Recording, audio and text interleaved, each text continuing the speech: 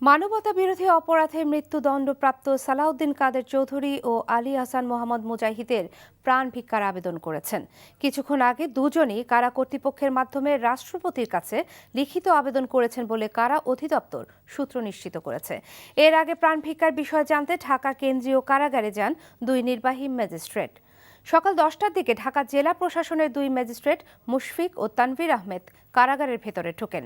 তারা রাষ্ট্রপতির কাছে প্রাণ ভিক্ষার বিষয়ে সিদ্ধান্ত জানতে মুজাহিদ ও সাকা চৌধুরীর সঙ্গে কথা বলেছেন বলে জানিয়েছে কারা সূত্র। ৭১ বুদ্ধিজীবী হত্যার দায়ে জামায়াতের সেক্রেটারি জেনারেল আলী হাসান মোহাম্মদ মুজাহিদ ও অধ্যক্ষ নূতন চন্দ্র সিংহকে হত্যাসহ অন্য গণহত্যার দায়ে সালাউদ্দিন কাদের চৌধুরীর ফাঁসি কার্যকর করতে ঢাকা কেন্দ্রীয় কারাগারের ফাঁসির মঞ্চটিও প্রস্তুত আছে বলে কারা সূত্র নিশ্চিত করে। ফাঁসি কার্যকরের আগে সর্বশেষ সুযোগ হিসেবে সালাউদ্দিন কাদের চৌধুরী ও আলী হাসান মুজাহিদের সামনে থাকা অপরাধ স্বীকার করে প্রাণ ভিক্ষা চেয়ে রাষ্ট্রপতির কাছে ক্ষমা প্রার্থনার এই আবেদন করেন তারা। এদিকে রায় কার্যকরের আগে পরিবারের সদস্য বা আইনজীবীদের সাথে দেখা করতে দেয়া হবে কিনা সে বিষয়ে চূড়ান্ত কোনো সিদ্ধান্ত এখনও জানায়নি কারা কর্তৃপক্ষ।